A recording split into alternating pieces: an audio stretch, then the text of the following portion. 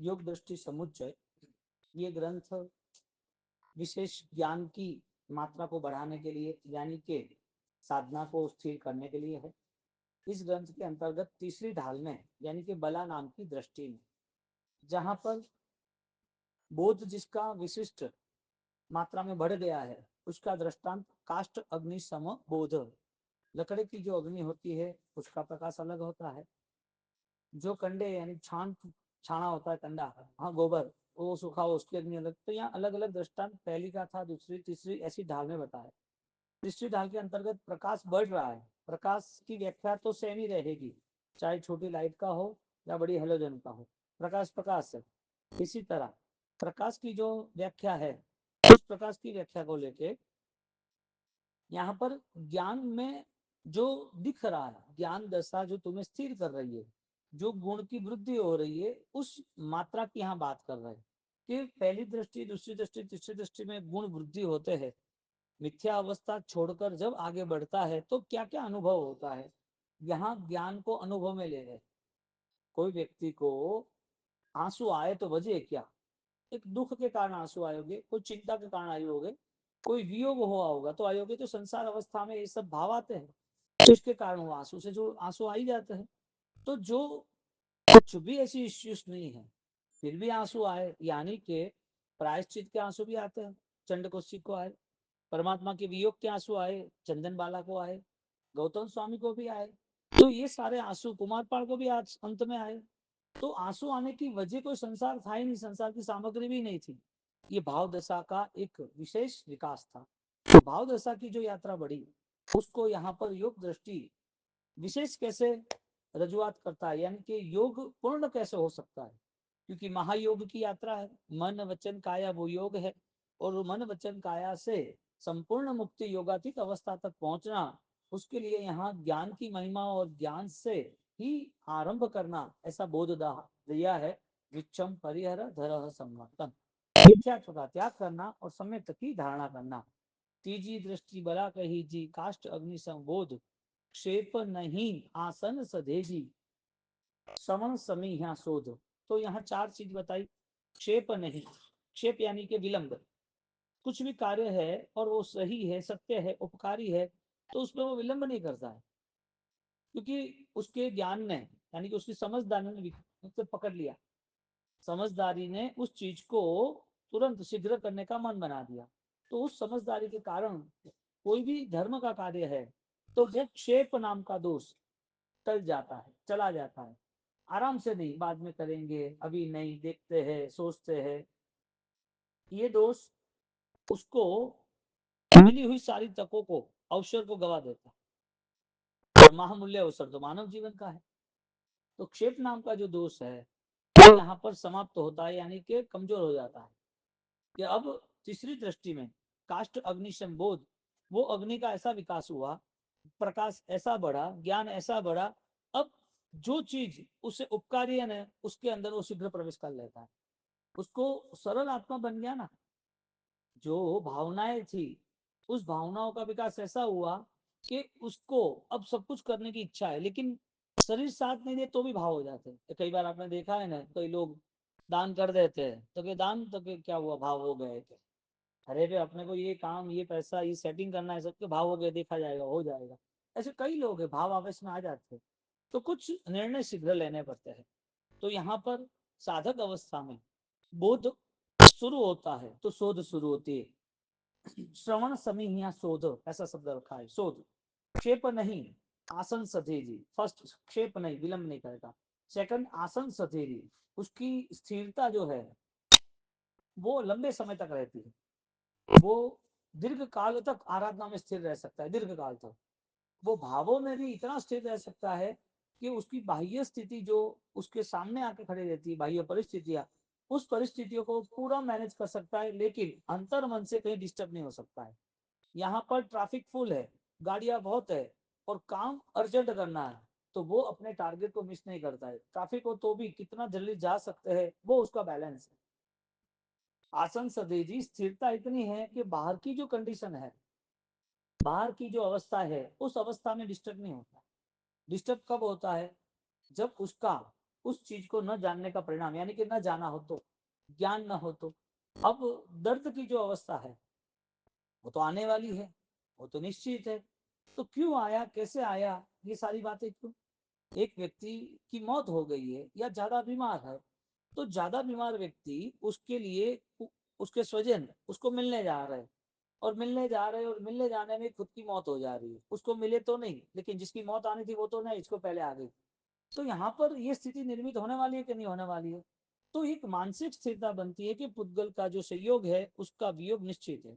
तो जो संसार की स्थिति है, उस संसार की स्थिति मैं नहीं बदल पाऊंगा, मैं अपने भावों को बदल पाऊंगा। संसार के कर्मों को बदलने का मेरा मन ही नहीं है।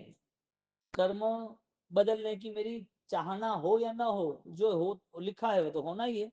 तो मेरी कर्म बदलने की चाहना, इससे अच्छा मेरे भाव बदलने की चाहना होनी चाहिए। आसन सधे जी, आसन सधे जी, जो उसको स्थिरता चाहिए, उस स्थिरता के अंतर वो और बलवान बनता जाता है। 12-12 साल तक साधना की बाहुबली में सफल नहीं मिला, लेकिन सम्यक बोध हुआ तो 12 मिनट में फल मिल गया। तो आसन सधेजी यानी फिजिकल मूवमेंट नहीं, तुम शारीरिक क्षमता के साथ सारी क्रिया कर रहे हो, वो बात यहाँ नहीं करते। यहाँ बात करते हैं कि काष्ट अग्निशम बोध, बोध जो स्पष्ट बन रहा है, बोध का यदि उपकार है, ज्ञान यदि आपको साथ दे रहा है, तो आपकी मानसिक स्थिति जो है, आपका मनोबल जो है, वो ताकतवर बन जाएगा। आप हर स्थिति को कवर कर पाओगे, हर स्थिति को। अब जहां पर हर छोटी चीज उसको डिस्टर्ब कर रही है, तो वो चंचलता के कारण स्थिरता आने में देर लगती है। एक छोटा बच्चा को साइकिल सिखाओ तो तुरंत तो सीखता नहीं ना, उसको बैलेंस आते आते टाइम लग जाता है ना। इसी तरह एक बच्चे को नॉर्मल बिजनेस स्टार्ट कराना है तो जॉब पे रखते हैं, तो उसको 2 महीना 4 महीना। तो ये जो चंचलता, जो बचपना, जो कमजोरी है, ये सब प्रैक्टिस से खत्म हो जाती है, लेकिन प्रैक्टिस होनी जरूरी है।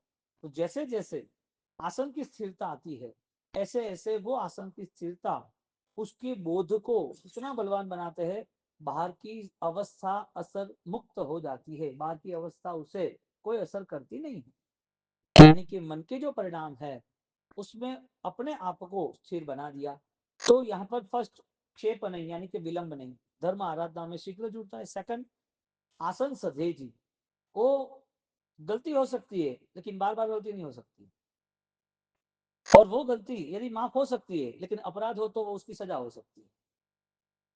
बदलना है तो माफी है, नहीं बदलना है तो सजा है। तो कायदा है ना दुनिया का। माफी गुनाह की हो सकती है, अपराधों की नहीं हो सकती। अपराधों का तो सजा ही है, पेनल्टी है। एक बार हमने अपने परिणाम को, यानी अपन कर्म को ना समझे, गलतियां चलती रही, तो कर्म कब माफ करेगा? हम समझ पाए कि कर्म है और हमने जानबूझ के किए थे, लेकिन अब वो नहीं करना है। पहले वो अज्ञान था, अब ज्ञान आया, तो उस कर्म का बदलाव, उस कर्म का परिवर्तन आ सकता है। लेकिन समझना ही नहीं, और संसार के पाप राशि चलती रहे, अज्ञानता चलती रहे, कसाई चलते ही रहे, तो फिर उसकी माफी तो कब मिल सकती है? जब स्थिरता ज्ञान दशा है तो मिल सकती है, बाकी तो सजा के पात्र है। हर कर्म ऑलरेडी भुगतना ही पड़ता है, और उसका सबसे बेस्ट एग्जाम्पल प्रभु महावीर के कान में खीले डाले गए। तीर्थंकर अवस्था प्राप्त हुई है और पूज्य अवस्था के साथ वो आगे बढ़ रहे हैं, यानी कि सब लोग उनको पूजा करने वाले, भक्ति करने वाले मिल रहे हैं, और वो भक्ति के बीच में ये दुख देने वाला कहां से आ गया? एक अच्छा रिसेप्शन चल रहा है, उसने 20-25-50 करोड़ रुपए खर्च कर लिए फंक्शन के लेवल पर, और वहां पर बांस मारनी गंदी, गटर का ढक्कन खोल देना, बांस मार दी, या वहां पर ऑलरेडी खाना पीना कोई गलत जगह पर रख देना, यानी कि गलत चीज पे रख देना, तो पॉसिबल ही नहीं है ना। इधर ऑलरेडी इतने कॉस्टली फंक्शन कर रहे हैं, और इधर उस फंक्शन का ऑलरेडी रिजल्ट नहीं दिख रहा है। इधर हम परिस्थिति ये बन रही है कि हमारी मानसिक जो स्थिति है वो स्थिरता नहीं आती। तो एक तरफ तो हाई लेवल का हम मैनेज कर रहे हैं, और एक तरफ उसका हम ध्यान, यानी कि रिजल्ट नहीं मिल रहा है। एक तरफ हमें धर्म क्रिया करनी है, हमें कर्म भी करना है, तो कर्म समझना नहीं और परिस्थिति विकट होती है, तो दुख की मात्रा बढ़ती है। यहाँ पर जब क्षेप दोष, आसन स्थिरता नहीं आई, तो सारे पर्याय उसको पकड़ लेते हैं, और जैसे स्थिरता आई तो गलतियों की माफी हो सकती है, अपराध की सजा हो सकती है। यानी कि कर्म जितना जितना बढ़ता गया, इतना इतना कर्म सामने आया। तो प्रभु महावीर एक तरफ पुण्य ही है, कहने का मतलब एक तरफ कॉस्टली रिसेप्शन है और वहां पर डिस्टर्बेंस है, जो नहीं होना चाहिए, जो नहीं होना चाहिए। सीधी बात है भाई, खाना खाना है तो जो अनाज है वो खाना चाहिए ना। अभी गंदा कौन खाएगा, जूठा कौन खाएगा, नीचे पड़ा हुआ जो बिगड़ गया है, वासी है बहुत दिनों का, वो कौन खाएगा? समझदार नहीं खाएगा। समझदार को पता है कि साफ सुथरा खाना चाहिए, रहना चाहिए। यहाँ भगवान महावीर स्वामी का पुण्य इतना विशिष्ट है कि जहाँ करोड़ों देवी देवता तो आते अभिषेक करने के लिए, सोने का पूरा पहाड़ उनके लिए अभिषेक के लिए वहां ले जाते। तो उनके निमित्त यानी कि तीर्थंकरों का अभिषेक मेरु पे होता है, इतनी विशिष्ट पुण्य ही है। और जन्म के नाते पुण्य शुरू हो जाती है, यानी कि गर्भ के नाते पुण्य शुरू हो जाता है, जन्म के नाते हो जाता है। तो इतनी पुण्य के साथ जिसका जीवन चल रहा है उसको ये दुख कहां से आया बीच में? यानी कि कर्म का फल है। ये बेस्ट एग्जांपल है ना। तो जो कर्म के साथ ही रहा हुआ है, कर्म ही उसके लिए धर्म बन गया है कि धर्म करेंगे कर्म बदल जाएगा। तो ज्ञान की उपासना कब होगी? ज्ञान से क्या मिलेगा, भाव से क्या मिल सकता है? तो जो जन्म मिला या मृत्यु मिली वो कर्माधीन हमारे हाथ में नहीं है। इसके लिए कर्म का संयोग जो है वो तुम चाहो तो ज्ञान दशा से बदल सकते हो, लेकिन ज्ञान दशा नहीं हो और क्रिया मार गई हो, क्रिया की अवस्था हो, तो उसका बदलाव बहुत लंबा नहीं रहेगा। यानी कि कोई आदमी धूप अगरबत्ती बेच के भी बिजनेस तो कर ही सकता है ना, उसका घर चला ही सकता है ना, लेकिन वो इतना कैपेबल नहीं बन सकता। उसको कैपेबल बनना है तो उसके पास विजन चाहिए। तो एक छोटी चीजों से भी ऑलरेडी उसका व्यवहार चल सकता है, छोटे मोटे व्यवहारों से भी उसका जीवन चल सकता है, जवाबदारी निभा सकता है, लेकिन सुकून नहीं मिल सकता उसको, निश्चित नहीं बन सकता है, वो चिंता रहित नहीं बन सकता है, उसे आज कमाकर आज ही खाना है। तो ये कैसे हो सकता है? कर्म की अवस्था ऐसी है। आज पुण्य कर्म ने तुम्हें दिया, तुमने उसका उपकार माना, उपकार देव गुरु का मान के थोड़ी धर्म क्रिया में जुड़ गए, और धर्म क्रिया में जुड़ने के बाद इस सारी अवस्थाओं के साथ हमारा जीवन पूरा हुआ। अगला जीवन क्या है हमें पता नहीं है, यानी संयोग हुआ वियोग हुआ। तो कर्माधीन स्थिति थी, उसके साथ ही हम रहे। जैन दर्शन हर जीव को एक नई दिशा, एक नया इशारा करती है कि तुझे ज्ञान दशा से जुड़ना पड़ेगा, तुझे अपने अस्तित्व को पहचानना पड़ेगा। केवल ज्ञान की उपासना के साथ ही तेरा ये जीवन पूर्ण होना चाहिए, यानी कि सम्यक दर्शन और समाधि के बिना जीवन छूटना नहीं चाहिए। जीवन का अंत आएगा, वो तो आना ही है, उसके पहले पीड़ा आएगी, वो भी आनी है, कर्म का उदय है। कर्म कोई नहीं भी मानता हो तो कोई भी साइंस यानी डॉक्टर को पूछो तो शरीर का धर्म है कि भाई 60 70 80 90 जो भी उसका जीर्ण क्षीण अवस्था प्रारंभ होने वाली है। कर्म का उदय है लेकिन नहीं मान रहा है, कर्म का उदय नहीं मान रहा है, लेकिन शारीरिक वो कितना भी संभाल ले, कितनी भी औषधियां ले, कितनी भी अच्छी ट्रीटमेंट कर ले, लेकिन शरीर का स्वभाव है कि उसको गलना ही है, उसको सड़ना ही है। क्या करेंगे, 24 घंटे से ज्यादा कोई नहीं लगता है डेथ हो जाने के बाद, कितना भी प्यार हो। तो धर्म नहीं मानने वाला, कर्म भी नहीं मानने वाला, तो भी शरीर की अवस्था तो ऑलरेडी बदलती रहती है ना, कि नहीं बदलती है? तो यहाँ पर जब कर्म परिवर्तन करता है वो स्वीकार लेते हैं, तो कब तक परिवर्तन स्वीकारेंगे? यानी कि देह का परिवर्तन, कर्म का परिवर्तन, क्रिया से पुण्य का, क्रिया से पाप का, सुख दुख का परिवर्तन, या हमारी परिणति का परिवर्तन? परिणति का परिवर्तन होना चाहिए, भावनाओं का परिवर्तन होना चाहिए। हमें अवेयरनेस इतनी आनी चाहिए कि इस चीज से ऑलरेडी मेरा लगाव या मेरा कोई संक्लेश परिणाम नहीं हो रहा है, ये घटनाओं से मैं अलिप्त हूँ, यानी आसन में उद्गल की असर कम हो जाती है, घटनाओं की असर कम हो जाती है, विचार परम शांति का अनुभव करता है, यानी कि विचारों से मुक्त होने का पुरुषार्थ ऐसा होता है, उसे डिस्टर्बेंस नहीं रहता है, क्रिया के बाद भी रिजल्ट है। यहाँ पर क्षेप नाम का दोष, आसन योगांग वो प्रारंभ होता है। श्रवण समीहिया, तीसरा नाम का गुण आता है श्रवण समीहिया, जो सुनने के लिए आतुर तो है, लेकिन किस चीज को सुनना है? जो उपकारी है, तत्वबोध को। कथाएं भी सुन सकता है, गीत भी सुन सकता है, टाइम इन्वेस्ट कर सकता है कोई भी अच्छी चीजों में सुनने के लिए, उसके पास समय हो तो व्याख्यान सुन सकता है, सुनने के लिए उसके पास समय हो तो किसी की स्टोरी, किसी की कथा है, किसी की बातें चीजें सुन सकता है। लेकिन अब उससे सुनना ही है तो उसको पता है कि मेरा श्रवण तत्व ज्ञान का होना चाहिए। श्रुतम, श्रवणम, वो दोनों को मैच किया। श्रवण, श्रुणति, सांभलना, सुनना, तो सुनना शब्द जो संस्कृत का है, वो संस्कृत सुनना यानी कि ज्ञान से सुनना, श्रुत। शुद्ध श्रवण यानी कि श्रुणोति, तो सुनने वाला कौन है? श्रवण समीहिया बोध, ऐसा शब्द लिखा है, श्रवण समीहिया बोध। सुनने वाला कौन है? जिसको बोध की प्राप्ति होती है, वो सुनाई दिया हुआ वो उपकारी। जो सुनने के बाद बोध स्पष्ट बनता है, तत्व और तथ्य उसके लिए उपकारी बन जाते हैं, ऐसा बोध उसके लिए काम का, यानी ऐसा सुना हुआ उसके लिए काम का है। अब सुनना तो बहुत है संसार में, कई निंदा के रस कम कहाँ है। किसी के अलग अलग बातें करने वाले लोग बैठे हैं, वो भी सुनते हैं ना, वो सुनने वाले। यहाँ सुनने की बात नहीं कर रहे, यहाँ सुनने के बाद अपने आप को तैयार करना, यानी कि उपकारी कैसी हो, वो सुनना और समझना दोनों में फर्क पड़ेगा। सुनना तो बहुत सारी चीजें, लोग तो सुनते ही रहते, कहानी सुनते रहते, लेकिन नहीं करे तो। कोई अभी ठंड का माहौल है और घर में बेटे को उठा, उठो जल्दी उठो पूजा करने जाना, हाँ हाँ, 1 घंटे तक वो बोलते, सुनता तो है लेकिन उठता तो है नहीं क्या? यानी सुनना जरूरी था या करना जरूरी था? करना जरूरी था ना, सुनना तो चलता ही रहेगा ना, सुनना तो होता ही रहता है, सुनना कहाँ रुक गया बताओ? कितने प्रवचन, कितनी व्याख्याएं, कितनी वासना, कितना। तो ये सारी चीजें किसके लिए थी? जिसको उपकारी लग रहा है उसके लिए थी, कि मेरी परमात्मा की वाणी है, अनंत जीवों को उपकारी साबित हुई। एक नॉर्मल छोटा सा बोध भी जानवर की दुनिया में भी, चंड को सिर्फ जैसे को भी उपकारी साबित होती है। एक गौतम स्वामी को सिर्फ आत्मा की बात की तो उसने एक साथ सब कुछ छोड़ दिया। ये कैसी वाणी में ऐसी कैसी ताकत है, वो ऐसा कैसा भाव होगा? तो वो चीज उन लोगों को पता चली, उनको ये आकर्षण रहा, उस जीवों को उस उपादान के शुद्धि के कारण, निश्चय के कारण उस चीज का प्रभाव ऐसा रहा कि उन्होंने अपने जीवन में एक नई दिशा चुन ली कि अब तो इधर जाना है, ये रूट छोड़ दो, ये रास्ता हमें नहीं चाहिए।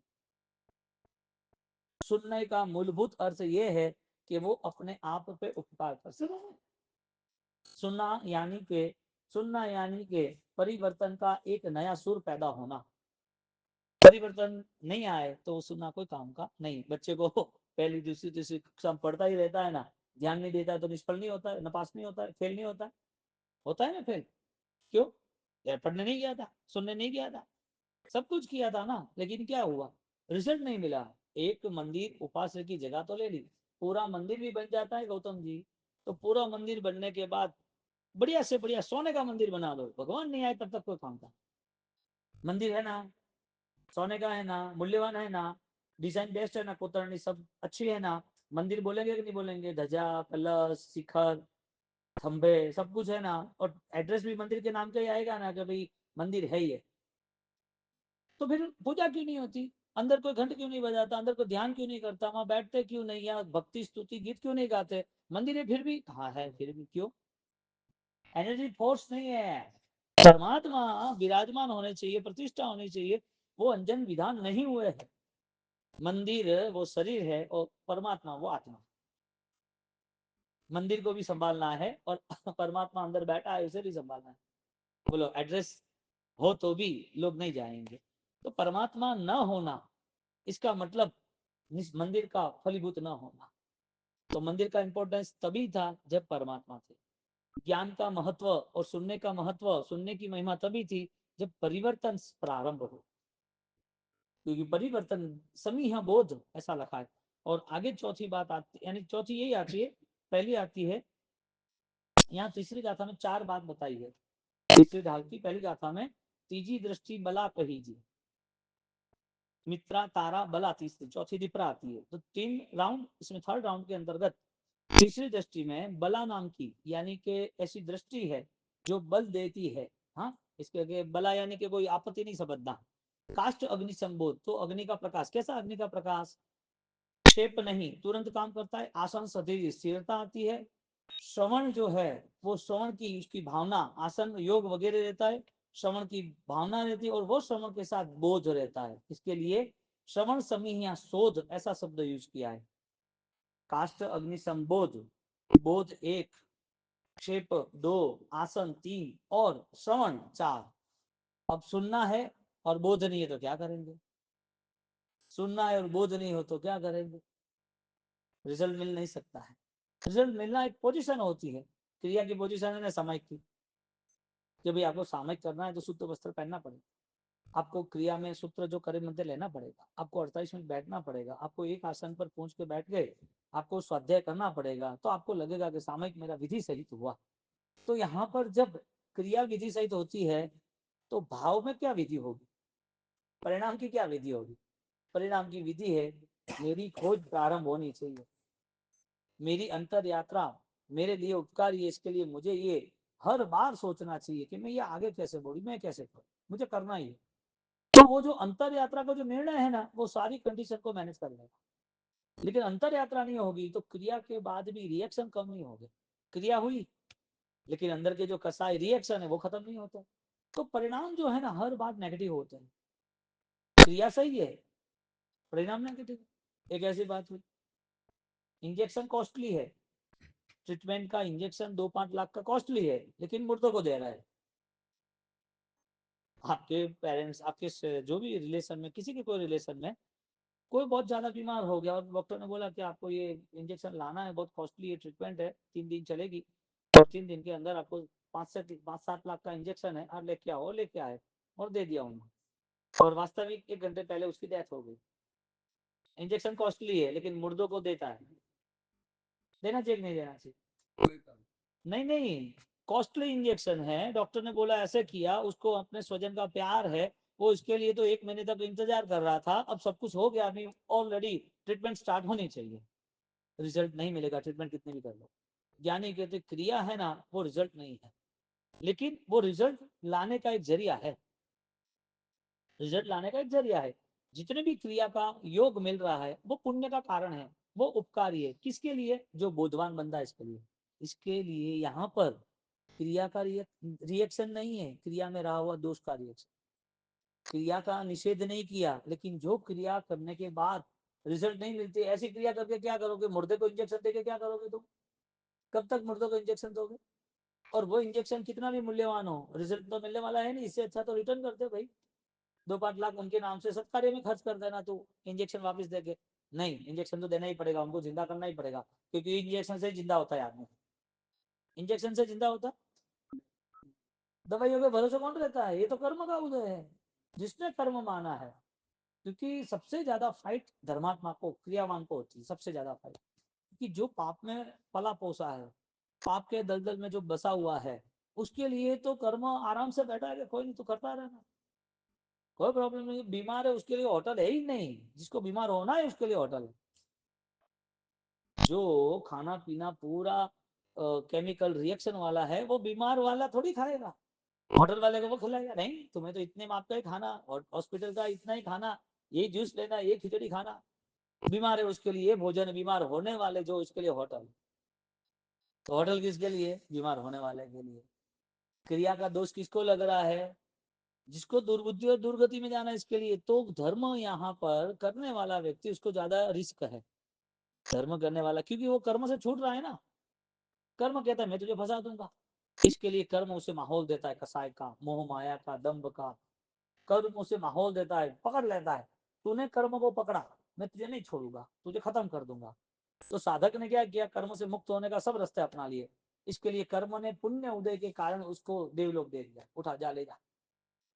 पुण्य के कारण तुझे सुख दे दिए, घर बार दे दिए, पद प्रतिष्ठा दे दी, पैसा दे दिया, मान सम्मान सब कुछ दे दिया। पता है कर्म को कभी उसे खत्म कर दूंगा। पुण्य के उदय में जीव दोष का त्याग करता है कि दोष वृद्धि करता है? क्यों भाई? कर्म ने जाल बिछाई कि उन्हें दिखी। तो कर्म परिवर्तन करने का अवसर ज्ञान दशा है, बोध, श्रवण, समीहा, शोध। कर्म परिवर्तन यानी कि भाव परिवर्तन से कर्म परिवर्तन होगा, उस अवस्था में हमें प्रवेश करना था।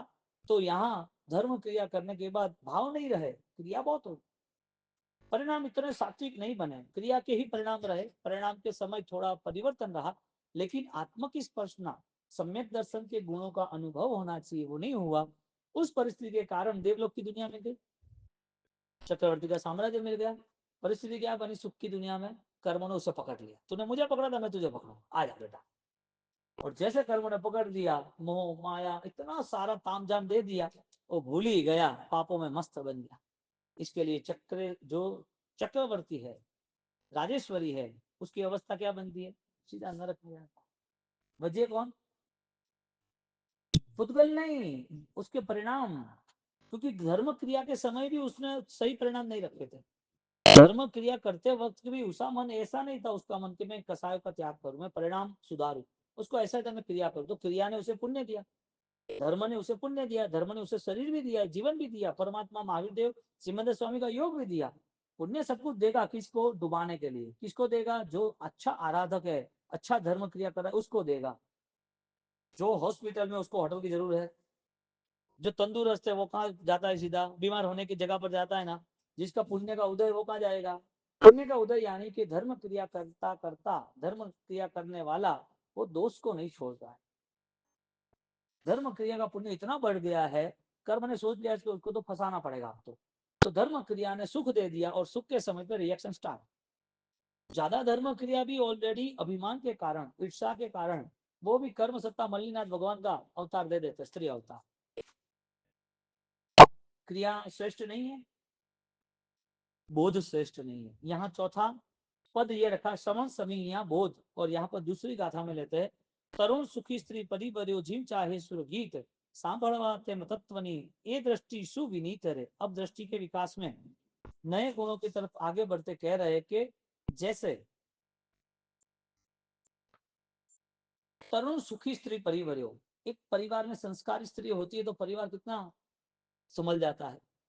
तो संस्कारी स्त्री के कारण, उच्च संस्कारों के कारण परिवार में धर्म, शांति, सेवा, एक दूसरे का समन्वय सब रहता है ना।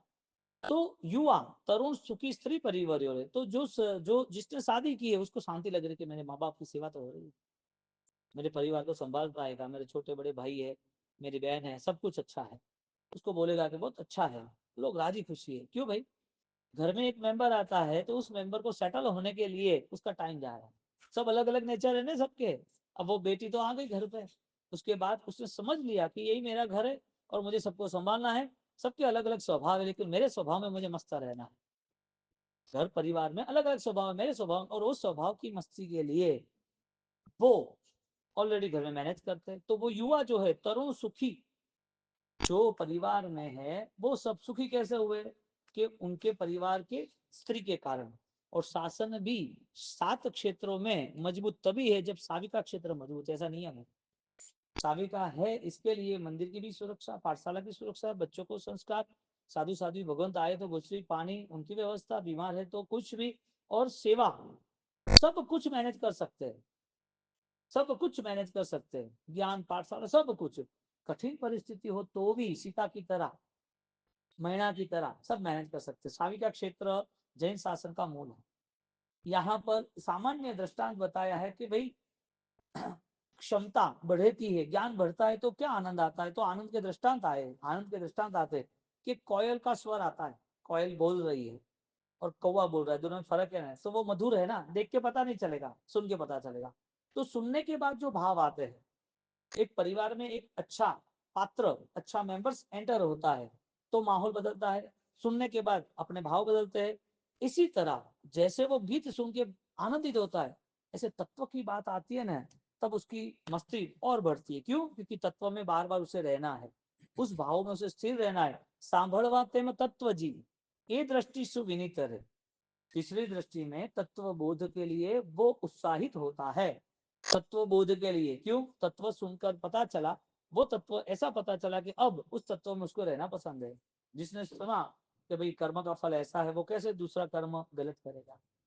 जिसको पता चला कि आत्मा में ऑलरेडी परमात्मा बसा है, उस आत्मा का बोध जल्दी से जल्दी पाना चाहिए, वो ऑलरेडी जवाबदारियों से मुक्त होकर अपनी स्थिरता को पाएगा। अब जिंदगी भर थोड़ी कमाना है, जिंदगी भर जवाबदारी थोड़ी निभाना है। वो तो 100 120 साल हो जाएंगे तो बोले कि छठी पेटी है और छठी पेटी में उनका भी शादी ब्याह करना है, और वो वहां उस गांव के है, उसके न्योता ये है, उसके मामा है, ये है, उसकी शादी की करने का है। तो 120 साल में पूछा जाएगा, जब तक जिंदा है तब तक पाप है। इसके लिए जब तक जिंदा है तब तक पाप समाप्त कैसे, वो रास्ता खोज लेना चाहिए, वरना तो संसार तो ऐसा ही है। धन धन तेजी न वाणी, ऐसे यहाँ दूसरी गाथा जो है वो दूसरी गाथा का हम वापिस कर लेंगे। वितराग की आज्ञा इच्छामि दुक्कड़म।